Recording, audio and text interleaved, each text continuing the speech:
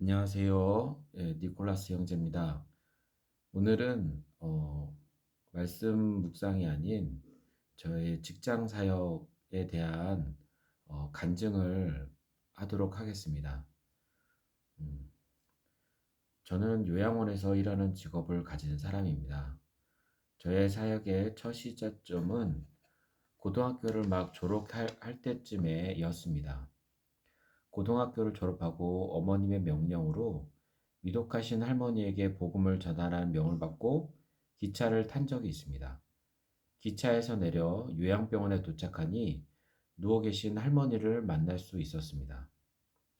할머니는 말을 못하실 정도로 위독한 상태였습니다.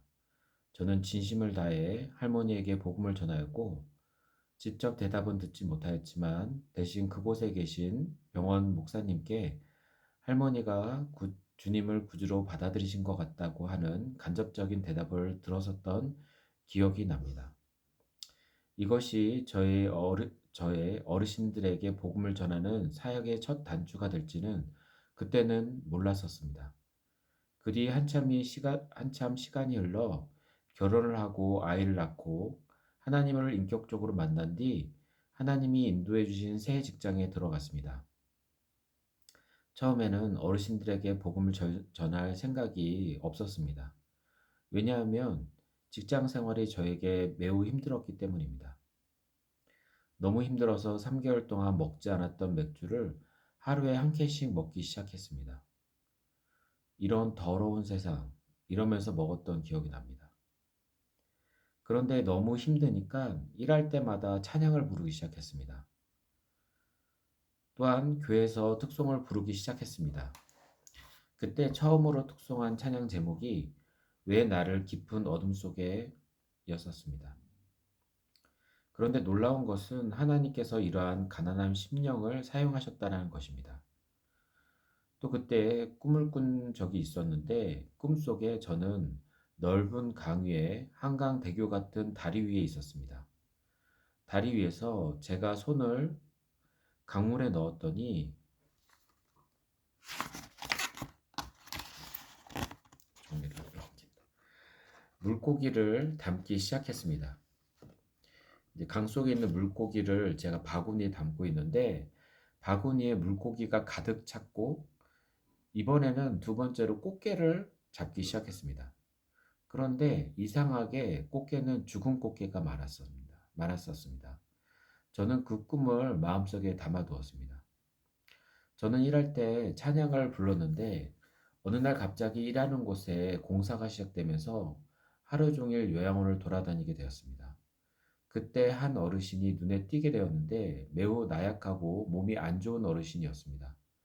저는 무릎을 꿇고 어르신과 얼굴을 맞대며 복음을 전하기 시작하였습니다.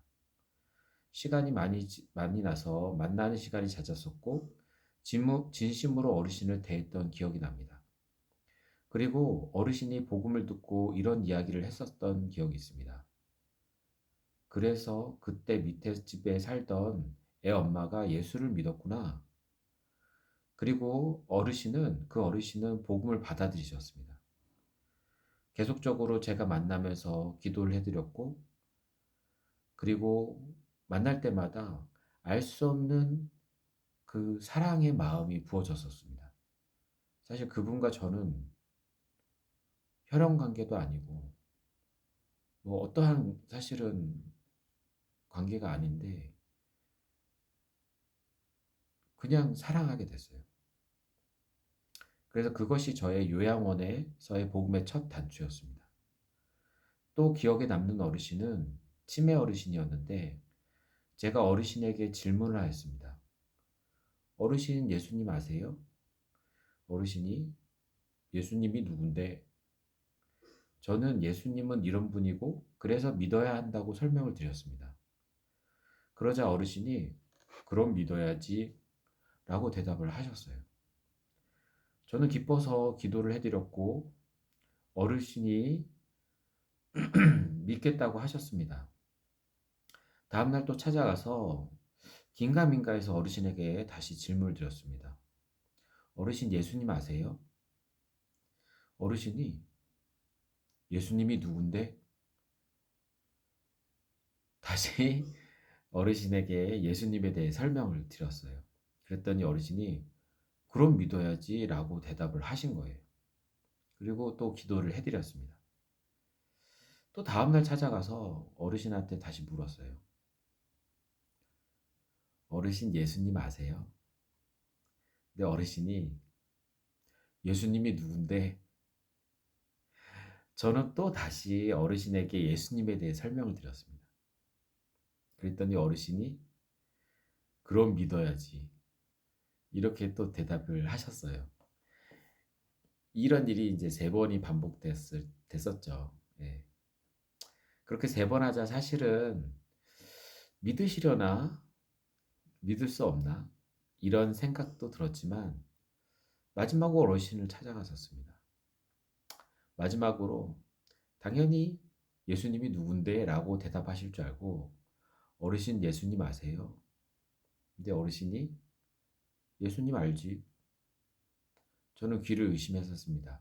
왜냐면 계속적으로 치매로 인해서 기억을 못 했는데 이번에는 기억을 하신 거예요. 저는 귀를 의심하며 "어르신 예수님 믿으세요?" 라고 물었더니 어르신이 "그럼 믿지." 그래서 기도를 해 드렸어요. 다음에 또 찾아갔죠. 이번에는 다시 까먹으셨으려나? "어르신 예수님 아세요?" 어르신이 "예수님 알지." "그럼 뭐 어르신 예수님 믿으세요?" "그럼 믿지." 그렇게 저는 몇 번을 더 한 후 하나님이 하신 걸로 알고 하나님께 영광을 돌렸습니다. 물론 지금은 완전히 치매로 바뀌셔서 인제는 대화를 할 수가 없어요. 그냥 단지 그 시간 동안 하나님이 역사하셨던 걸로 믿고 있습니다. 그때 제가 병실에 들어가면 있던 직원들도 나가고 저와 어르신의 둘만의 시간이 자연스럽게 만들어졌었어요. 그리고 신기하게도 저에게 어르신을 사랑하는 마음이 가득 부어졌었어요. 그래서 저는 어김없이 복음을 전하였고 너무나 쉽게 어르신들이 복음을 받아들이셨습니다. 그렇게 이게 제가 아마 2년 전에 쓴 글인 것 같은데 1년 전에 쓴 글인 것 같은데 그때 당시에 13 명의 저의 제자가 생긴 거예요, 어르신들이.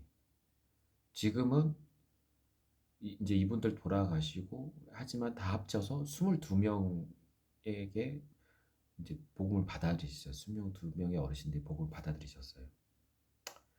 그래서 인제 저는 그때 13 명을 돌아다니면서 계속 인제 기도해 드리러 다니기 시작을 한 거예요. 근데 그중에 한 어르신이 이제 어촌에서 살다가 오신 어르신이 있으셨어요. 당연히 하나님을 믿지 않는 어르신이었고 어촌에 있다 보니까 어떤 우상 숭배의 그런 게 좀 강하셨던 것 같아요. 근데 이 어르신에게 처음 복음을 전했을 때 이 어르신이 하는 말이 본인은 믿음이 약한 사람이라고 믿지 않는다고 이렇게 말씀을 하시는 거예요. 그렇지만 인제 저는 인제 조심스럽게 몇 번 더 인제 예수님에 대해 알려드리고 그 사랑하는 마음이 전해졌기 때문에 그리고 기회가 닿기 때문에 계속 전하게 됐죠. 이 어르신이 믿으시겠다고 하시는 거예요. 저는 기쁜 마음으로 말씀을 암송해서 들려드리기도 하고 이제 기도도 해 드리고 계속 저 나름대로 이제 양육을 계속했습니다. 근데 그때마다 어르신이 아멘도 하시고 기뻐하셨던 기억이 있어요.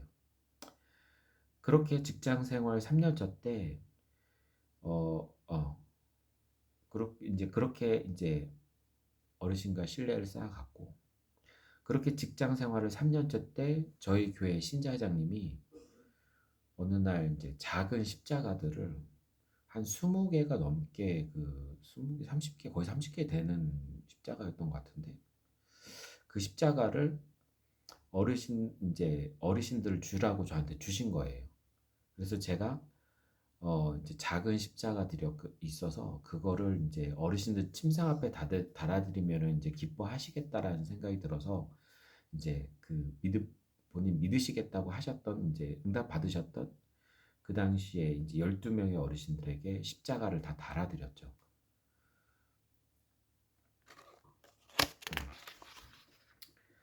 그리고 이제 이 어촌에 살다 오신 어르신 방에도 십자가를 제가 달아드렸어요. 그리고 어르신이 허락을 하셨고, 그리고 이제 제가 다른 일을 보고 있었는데 갑자기 이제 원장님이 저를 찾아오신 거예요. 원장님이 선생님 혹시 어르신 방에 그 어촌 어르신 그 방에 십자가 다르셨냐고 저한테 물어보시는 거예요. 그래서 저는 허락 받았으니까 제가 달아드렸다고 어르신이 이제 원하셨는데 그 원했다는 얘기는 안 했어요. 그래서 달아드렸다 했더니 원장님이 교회 안 다니시는 분한테 십자가를 달아드리면 어떡해요? 당장 가셔서 떼세요. 라고 이제 말씀을 하신 거예요. 이제 어르신이 말씀하시기를 본인은 안 믿는데 이제 달아줬다고 이제 말씀을 하셨다고 하시더라고요. 저한테는 이제 청천벽력 같은 그런 소리였어요. 그러니까 저는 종교 강요를 하게 한 꼴이 된 거죠. 분명 달아드릴 때도 아멘 하시면서 좋아하셨는데 얘기를 들어보니 원장님이 십자가를 보고 어르신 예수님 믿으세요? 이거 십자가 뭐예요? 라고 이제 질문을 했는데 어르신이 당황하셔서 나는 안 믿는다 라고 얘기를 하셨던 거예요.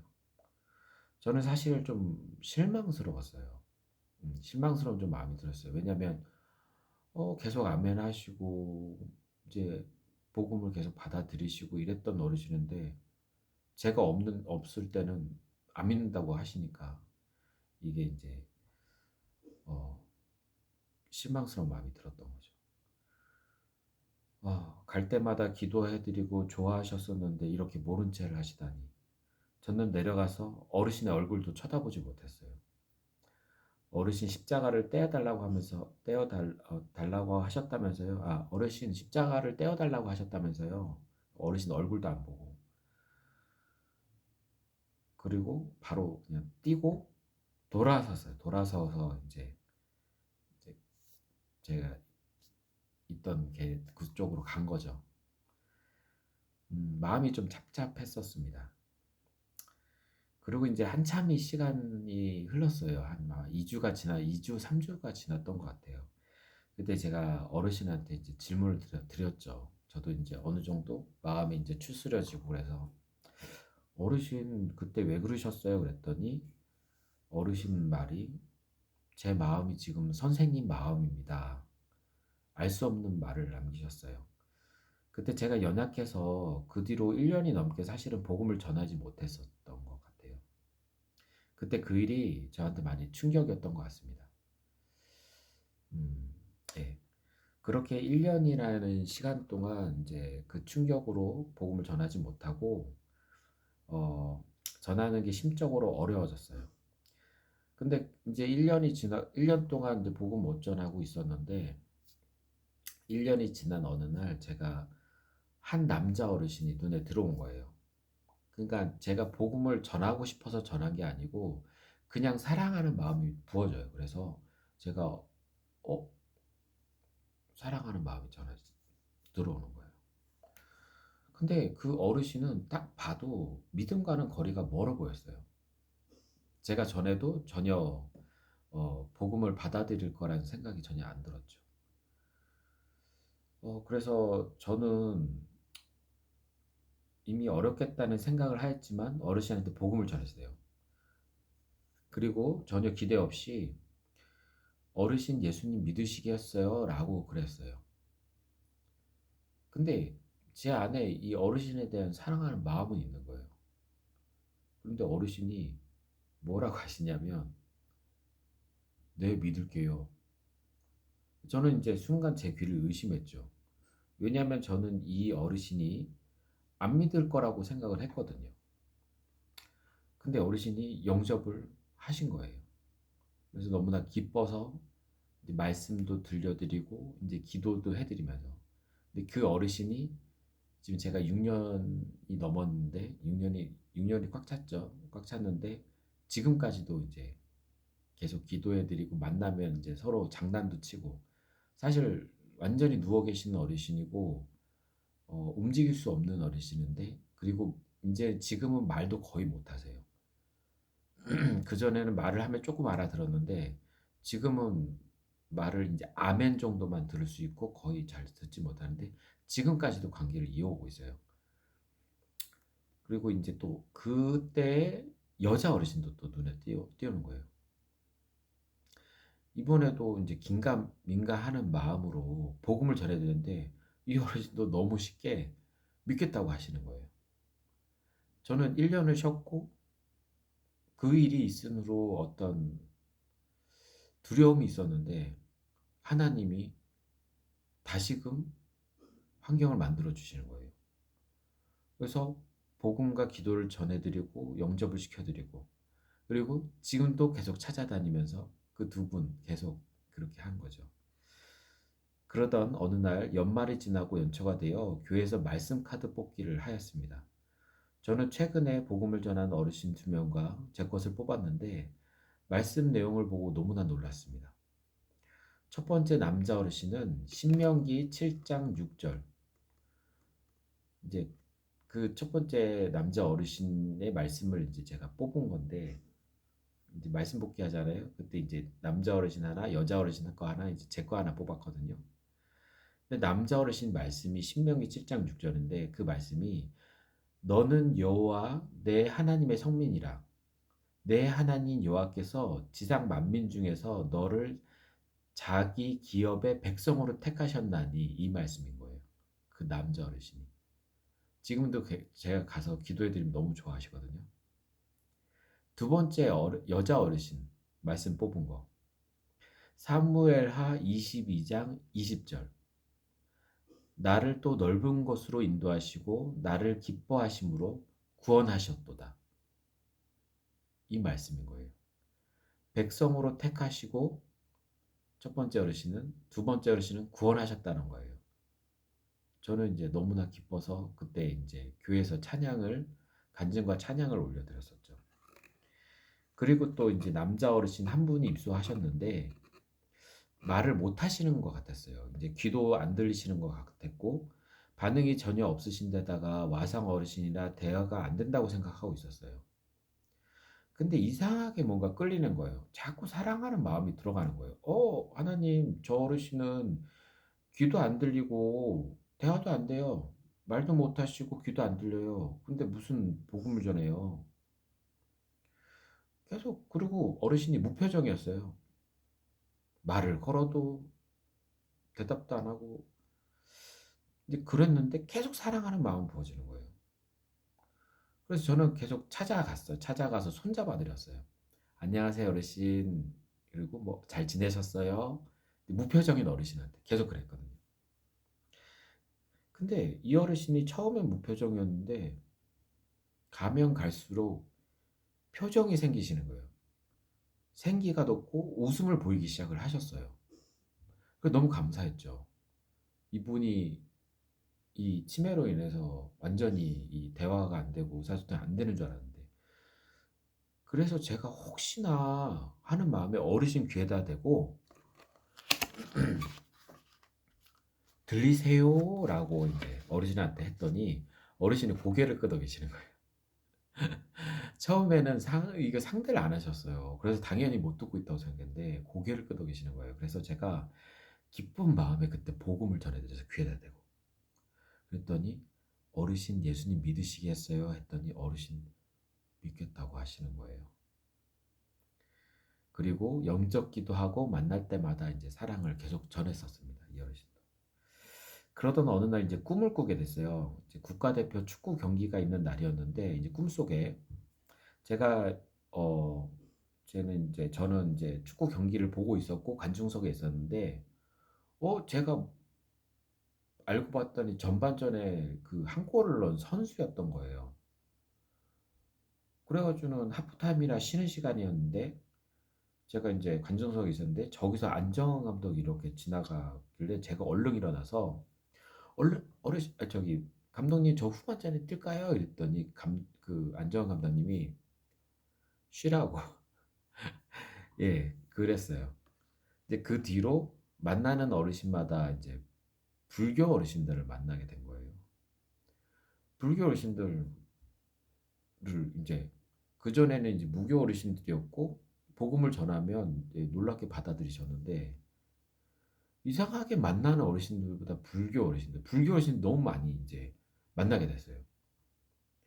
그래서 인제 그전에 인제 기존에 영접하였던 어르신들은 막 돌아가시고 치매가 더 진행되시고 위중이 되시고 병원으로 이송되시고 막 이렇게 돼서 제 인제 복음 사역이 인제 본의 아니게 그치게 됐었어요.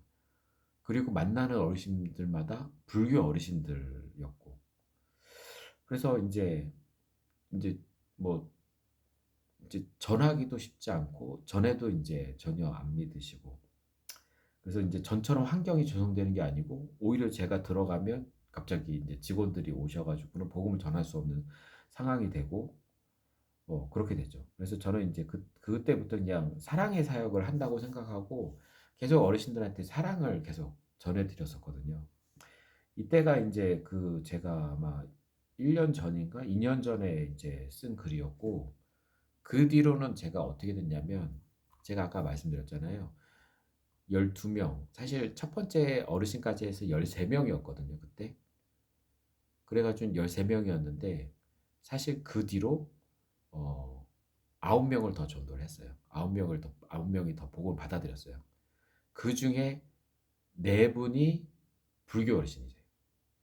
불교 어르신은 훨씬 많은데 막 엄청 많으세요. 근데 그중에 4 분이 복음을 받아들이시는 놀라운 역사가 일어났고 지금은 인제 돌아가시고 뭐 심해지시고 이런 분 빼고 지금은 11 분이 제가 돌아다니면서 계속 기도해 드리고 말씀 전해 드리고 인제 그렇게 하고 있습니다. 이게 인제 직장 사역에 대해서 현재까지 포함해서 쪼금 업그레이드해서 예 나눴습니다. 예 감사합니다.